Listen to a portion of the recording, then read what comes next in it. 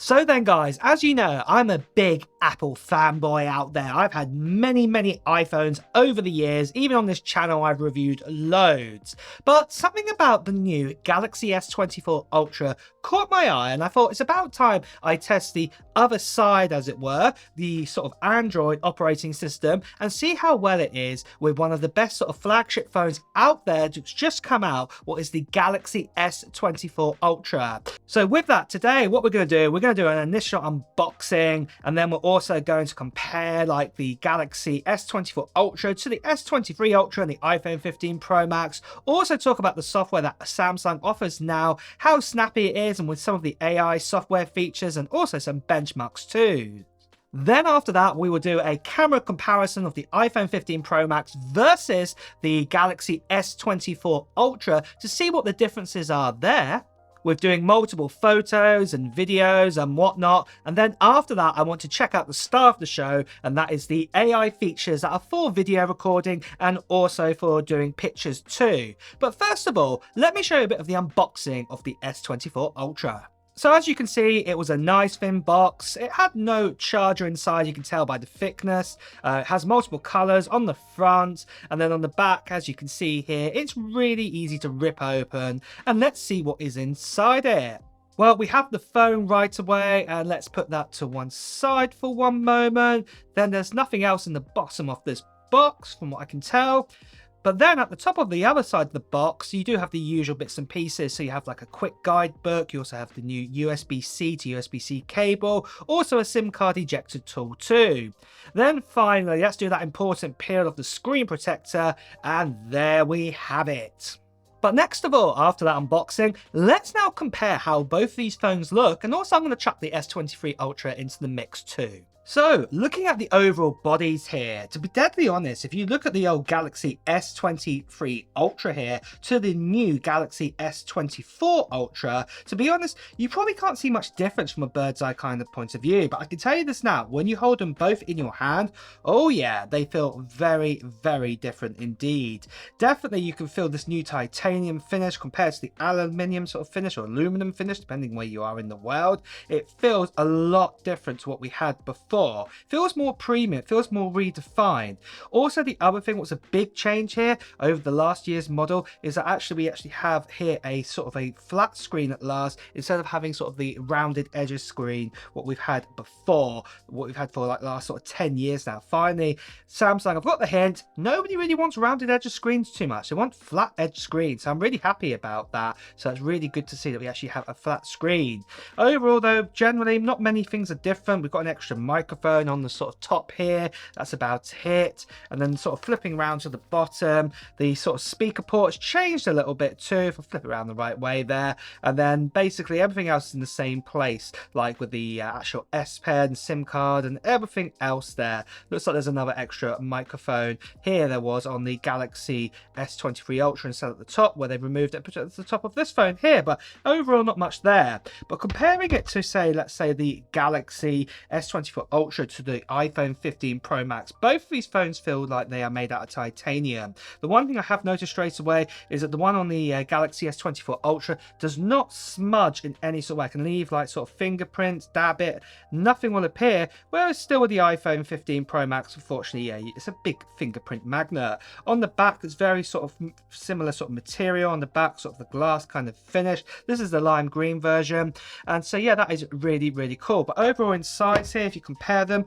you can actually see that the Galaxy S24 Ultra is definitely a little bit taller in its screen, but obviously it's not as kind of sort of thick in that sort of ratio, so we kind of do have that kind of advantage there with it. But one thing I do prefer on the iPhones is more of the rounded edges. These pointy edges in your pocket, oh yeah, they definitely hurt in your pocket if you've got a Galaxy S24 Ultra or any of the other previous Galaxies. But overall, everything else with the actual phones here is that when you've actually got them, is that both of them actually have a 120 hertz refresh rate on both of the screens on them, which is really, really cool. Both of them actually have the same size screen, so that's a 6.7-inch diagonal. And then the Galaxy S24 Ultra actually has a brightness going all the way up to 2400 or 2600, sorry, nit brightness, not 2400, whereas the iPhone 15 Pro Max does have a little bit less there.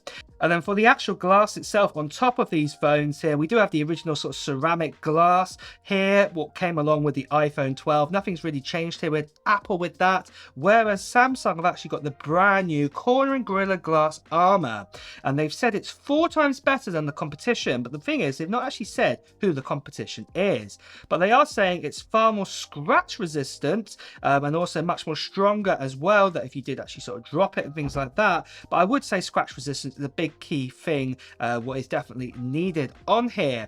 On the very bottom of the iPhones, we've also got USB-C ports here, both super fast here, so nothing too much different there. And then on the actual back, we do actually have different cameras as well, completely different camera sort of setup, whereas the Samsung actually has an extra camera right here, what's a 3x zoom, but we do actually still have the 5x zoom as well, whereas we also have that here with the iPhone. The only other difference is with the iPhone, we have the LiDAR sensor, whereas Samsung have actually opted to use the laser instead, what they've had now for quite a few generations. So then, moving on to the actual software of the Galaxy S24 Ultra. So as you can imagine, it has lots of the usual kind of bits of software, what you'd normally expect, like phone, messages, health, smart things. Also notes that allows you to use the built-in stylus pen too, what has been standard for the last few generations since the Note series got dropped. Sadly, there is still some bloatware software on here, like Facebook, for example, Spotify, Microsoft apps, and a few other, but to be deadly honest, they are quite easy to remove if you don't want them, and won't linger around in the system and slow down your phone. Overall though, the phone is really fast and snappy, to be deadly honest, fiddling around here, just moving things around. And the main reason behind that is because of the new Snapdragon 8 version 3, what's been actually customized for Samsung phones. And also we have 12 gigabytes of RAM, and going back to that Snapdragon, we also have that new AI engine built into the chip. And that becomes super useful for some of the tools that Samsung now offer, like chat with someone who talks another language, or book a reservation whilst in another country. And this is all possible because of Live Translate, what's built into the S24s. Then there's also Chat Assist, what actually splits the screens in half, and you can have a conversation with someone abroad when needed, what is really, really cool. Also, I forgot to mention that Notes app that I mentioned earlier. Voice notes are written or typed ones. They can be cleaned up or even organized better to help you out into sort of formal messaging or into bullet points. And this is really, really amazing too. Then there's this also really neat party trick, what Samsung also announced coming to the Galaxy S24 Ultra. And what essentially is, it's a search by what's on your screen. You can just circle what you want. So here we are. Here's a picture of my 2 new lovely little kittens I've got on my screen here, and all I have to do is just hold down the circle button there, and as you can see, it will hold it, and all I have to do is just draw a circle around them, and it will do a search of the kittens. And there we go. I've got loads of different sort of pictures and things like that on the screen, what is really, really awesome. And it's easy as that to use the new circle search feature. And you can use this on anything on the actual phone. So it doesn't have to be on photos. It can be on any app, anything at all, anything what's displayed on your screen right there and then. All you have to do is just hold down that circle and you can do that. What's amazing. So with that, we've established that the new Galaxy S24 Ultra is quite a fast, snappy phone, software's looking good, but how does that bulk up, say, towards the iPhone 15 Pro Max with its A17 Pro? So comparing the Snapdragon and also the A17 Pro, what are the sort of Geekbench sort of scores we are initially getting here? Well, let's first of all check out Geekbench first of all. So what I've got here, I've got Geekbench 6 running on both of these phones. We're going to do a single core, multi-core score on the CPU only here on Geekbench 6. And let's see what the results have come in at. And there's the results there, guys. Look at that. We have 2,334 versus 2,955 and 7,187 versus a very close 7,361 on the A17 Pro. So to be honest, not much between them, to be honest. They're very, very similar speeds in multi-core scores, but obviously in single-core score, the iPhone's slightly more ahead there. But with multi-core score, that is pretty impressive that they're basically almost neck and neck. It's about 100 or 200 in it there. Nothing really there. But next of all, what I'm going to do is I'm actually going to do a graphics test. I'm going to do a 3D Mark test here. I'm going to do a Wildlife Extreme on both these phones. And just in case you want to know, I have turned up this to the full resolution on this phone to keep the test, you know, fair here, that they're both running at the maximum resolution on both of these phones. So I've got them up and running here. Just to show you here, we've got Wildlife Extreme. I'm not going to do the unlimited, just going to do the normal. Click start on that, and we're going to let this run on both of these phones on their highest resolutions, like I just said, to see what score we get at the end and what kind of frames per second and everything we're going to see. And look at that, guys. That's pretty crazy. The actual S24 Ultra with its Snapdragon 8 versus, or Gen 3, I can't remember. I'm so shocked at the score here. Snapdragon 8 Gen 3 is actually higher than what we have with the A17 Pro. We're actually getting better frames per second on average with this phone for your 3D gaming versus what you would get with the actual iPhone. And the actual battery percentages, they're about the same here, 90%, 91%. So, you know, there's no throttling or anything like that.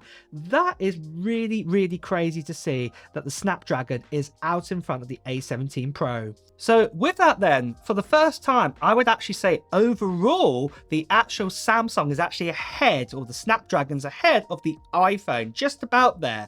Definitely with the 3D graphics as we saw in those benchmarks there, this phone is definitely ahead of this phone. Obviously the single core sort of bits and pieces and any tasks that use that on the iPhone are going to be slightly better than we got. But like I said, as an overall package, multi-core score and everything like that, I'd actually say the Samsung's slightly ahead. So that gives you no worries at all that if you were going to go to an Android from an iPhone, like for example, if I was going to do that right now, then I would know that the speed is going to be super quick. And I've actually witnessed that by testing out the different apps and everything out there. So any pro apps, any sort of brilliant sort of 3D gaming that I like to do on both of these phones, I know that I can throw it at both of these phones and there's going to be no problems at all. And something else what you probably want to know is, what about the heat? How hot is it getting? Well, Samsung actually recently admitted that they actually made their sort of super vapor, or whatever they have here, cooling system twice the size of what, almost twice the size of what we got in the Galaxy S23 Ultra.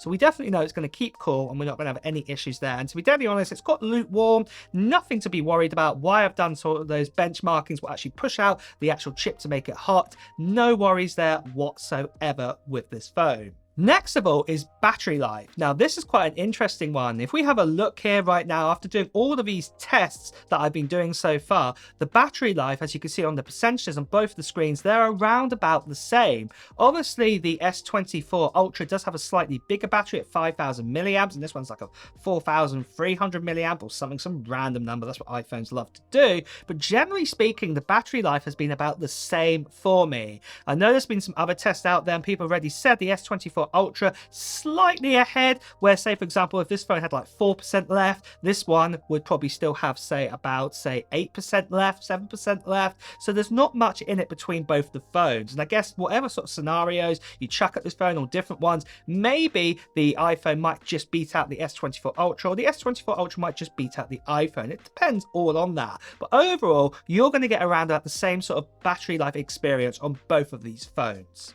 But next of all, let's talk about one of my favorite categories on all phones, and that's all about the cameras. And let's have a look at the specs of what the Galaxy S24 Ultra is giving us. So what we actually have now is a 200 megapixel main camera, what bins photos down to about 12 megapixels. Also, there is a 12 megapixel ultra wide, followed by a 10 megapixel 3x telephoto, and then there's another telephoto, what is the brand new 50 megapixels 5x telephoto, what can also still go up to a 100 times digital zoom.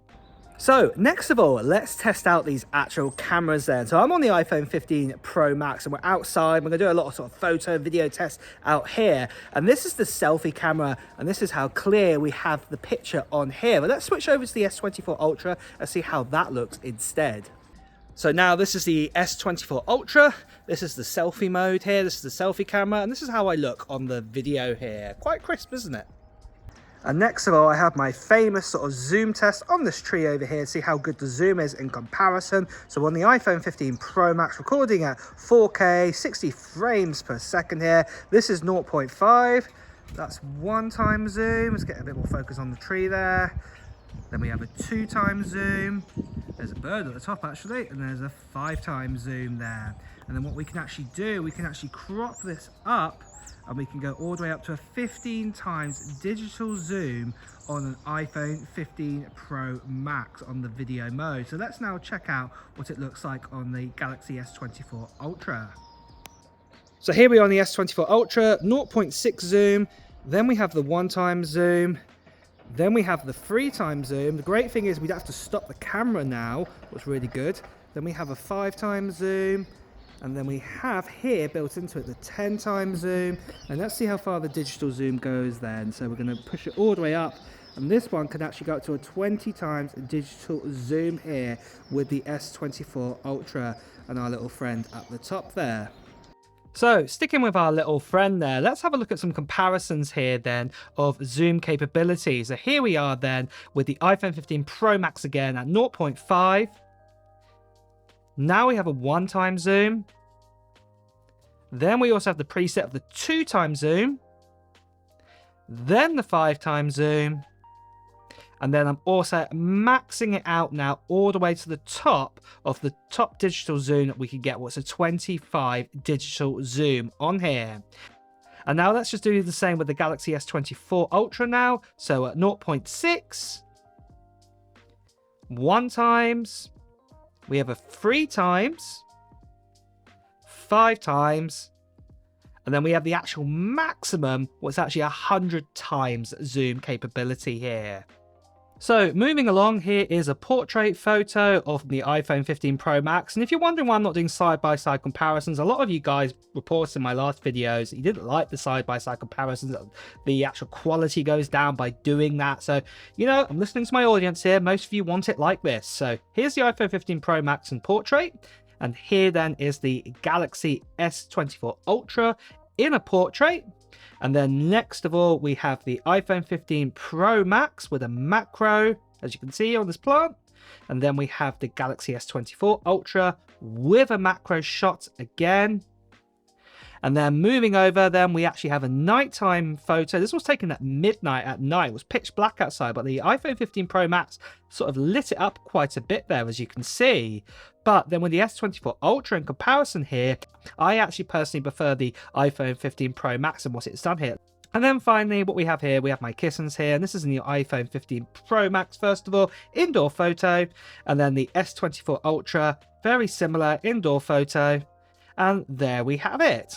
But there are also lots of other AI features, what you can do with videos and photos for the Galaxy S24 Ultra, and let's have a look at some of them right now. So what we have here is a picture of my Mac Talks text sign, and as you can see, it's quite wonky and everything. So what I can do is I can actually go into the AI tool here, and what we can actually do is we can sort of twiddle it around to make it more straight, not perfectly straight, but better than it was. And we can click the generate button here, and what this will actually do is, see those gaps around the side, the white bits there? What it will do is it will fill in those gaps. We're using AI. What is really amazing, just give it a second, and there we go. Look at that, it's filled in the gaps. It's done a really good job of it. That is actually how it looks like on the wall, apart from being wonky, but you can see the original there, so that's pretty awesome. But then we also have this ability too, where if I do like a zoom out here, we can actually slow this down. In fact, it's actually saying it there on the pop-up up there. If I just get rid of that, we can actually just hold out my finger on this and we can actually slow it down. So I'm just going to hold down my finger. I think I actually have to start the video again actually, so try that again. But if I hold down my finger, there we go. If you watch carefully, there, it's slowly zooming out. It's the same video, but using AI, it's doubling in the frames and whatnot, and it's making it into a slow-mo video.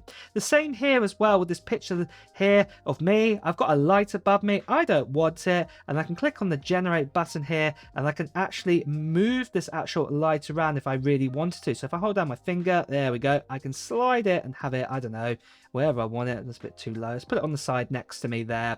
Let's leave it, yeah, make it, yeah, there we go. I think that's all right. What I can do then is I can click generate again, and it will move the light from the top and raise it from the top and put it there, as you can see, what's really, really awesome. But say if I didn't actually want the light at all, what I can actually do is do the same again, hold down my finger on it, and then we have the erase button here, get rid of it completely, click generate again, and then there we go, there is no light whatsoever. What's a really, really cool tool. So in conclusion, what do I think of the Galaxy S24 Ultra, and will I be moving over anytime soon?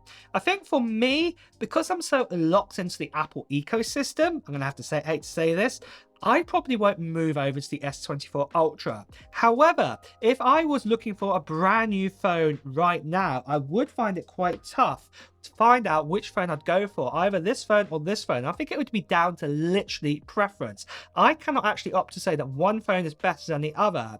Obviously, the new AI features are absolutely fantastic on this phone, but there again, the iPhone's well equipped into the ecosystem of Apple, and if you've got lots of other Apple devices, it's definitely worth having it for that reason. But then, having said that about the AI features, we do have iOS 18 coming out later on this year, and with that, I'm expecting a lot of AI features. Apple really need to up their game, especially with Samsung, with their new ones now, and obviously we've had Google with the Pixel. They've been bringing out loads of AI features. It really, really does need to happen now that Apple need to get on top of this, and I'm hoping that's going to happen this year with iOS 18. But overall, both phones are fantastic, and in my honest opinion, you cannot go wrong with which one you will pick. And with that, guys, as well, it's time to wrap up this video. So if you have enjoyed watching it, please do press the like button. Also, if you want to hear the latest Apple news, reviews, and comparisons, please also make sure you subscribe to this channel, and also hit that notification bell. Until next time, guys, I'll see you really soon. Take care. Bye bye.